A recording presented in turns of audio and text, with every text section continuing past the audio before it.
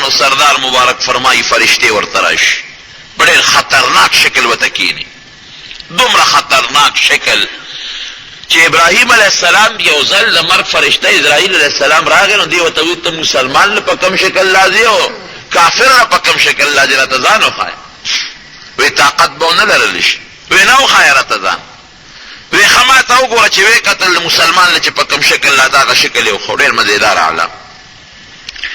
وی اوس هغه شکل مو وښایه چې کافر نه په کوم شکل راځي وی طاقت نشي لرلی وی ته خو ما ته ځان وښایه وی خوا مخ کا اوس راته وګوره چې ورته وکتل ابراهیم علیه السلام بېهوشه را پرېوت ګوره جلیل القدر پیغمبر ته ګوره بیا ورته ملک الموت لګیا دی دا لاس پې وله مږي او صاحب زړه باندې لاسونه راکاږي ورته چې هوش کې راغی نو چا دې تپوس وکړو بیا وروسته ورته وی څنګه حالت و اسرائیل علیه السلام ته وایي وی که الله یو ډېر لوی مسلمان یو د خدای ډېره تابعداري یې کړي او هغه له جنت ورنکي خو صرف د مرګ وخت کې تا وویني نو دا خوشحالي موله ډېره ده دومره خشته شکل باندې راځي او چې یو لوی فاجر کافر وي چې ټول عمر یې ته خفه کړی هغه له خدای پاک جهنم او هېڅ قسمه سزا ورنکي خو صرف د مرګ وخت کې تا وویني نو دا عذاب موله ډېر دی وی دا ما چې وکتل دا تک تور شکل او د سترګې شنې او د سپېمون او د خولې د اور لمبې ختې او جناب نبی علیہ السلام فرمائی چې فاجر او بدعمل انسان نه د مرګ فرشته ساه وباسي دومره تکلیف دته ملاویږي چې د تورې او یا غزاره پې وکړه زخمونه به برداشت کړي خو د فرشتو لیدل به برداشت نه کړي او یاد په توره غزارونه ووهه الله دې مساعد دنیا دا جن داسې نه دی لکه حسبتم انما څنګه دی چې تاسو پیدا یې په دنیا کې او تاسو باندې څه تکلیف برا نشي حسبتم انما خلقناكم عبثا وانتم لا حسب الناس ان يتركوا ان يقولوا آمنا وهم لا يفتنون خلقو دا خیال دی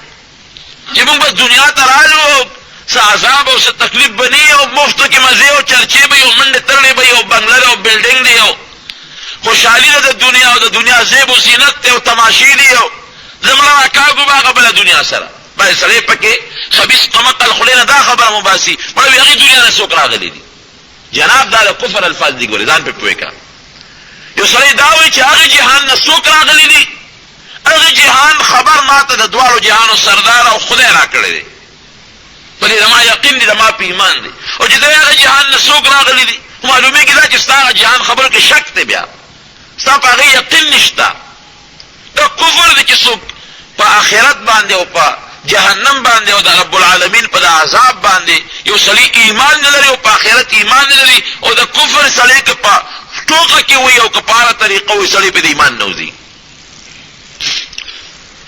نو خبره مې دا کوله جناب چې هغه فرشته لیدل ډېر خطرناک شکل کې راځي او نبی کریم صلی الله علیه وسلم فرمایي یو کتاب امام قرطبی رحمت الله علیه لیکلی دی التذکرة فی احوال الاخره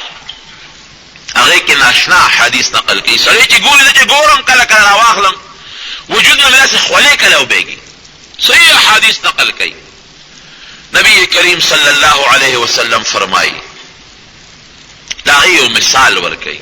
وی دومره په سختۍ د ده نه دا سار وباسي مشکات کې دا حدیث شته لکه یو سړی چې سسپار سور کی او بیا په لمدو مالوچو کې دا سسپار کیږي او راکاږي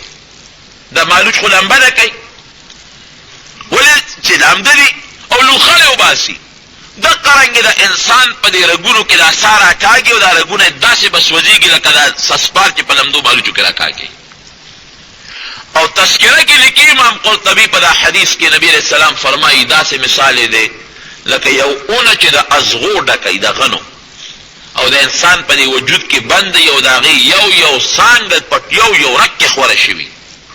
او دا څانګه ټولې د غنو نه ډکې او دا اونه ترې راکاږي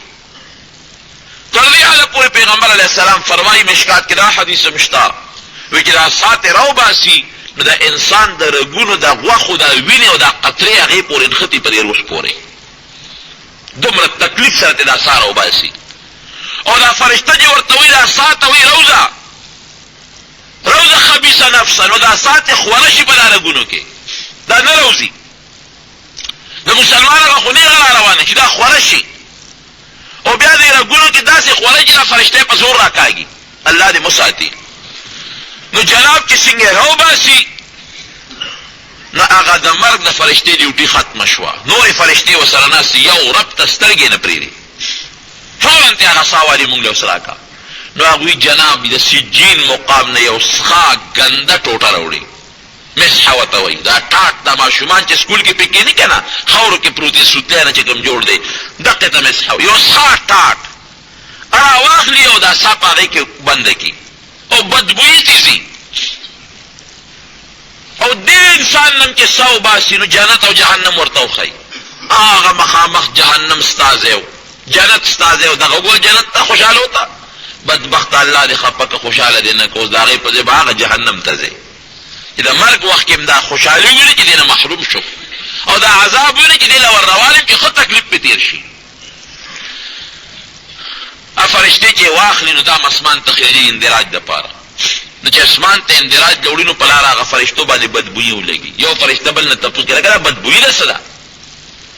بل نه تپوس کوي اخر کې دې فرشتو نه خبر اطلاع ملو شي دا فلان کې د ده چې کوم په دنیا کې خراب نوم هغه یادوي کوم چې خراب نوم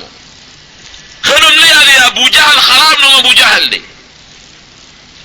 خراب او خطرناک نوم چې کوم سپک نوم دی هغه نوم ولا واجب دا فلان کې د فلان کې زوی د فلان کې کلی دی دا هغه روح دی فرشتې وی خدای د باندې خو لعنت نازل کړي ګوره فرشتې به د خیرې کوي دی خو خدای تباه کړي ویل او صبور د هلاکت خیرې ورته کوي د ده نه برکت نه نن په موږ بدبویي ولګېدله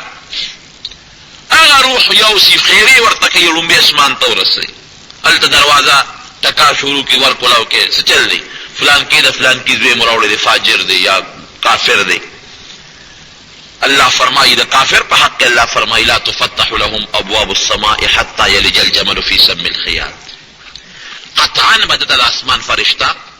دا دروازہ کلاو نہ کلاوی کی دا روح لال شي جناب سجین تا وہ زمکو لاندې یو کندر جهنميانو دا پارا هغه کې هغه اندراج کېږي او په هغه سجین کې دی راشي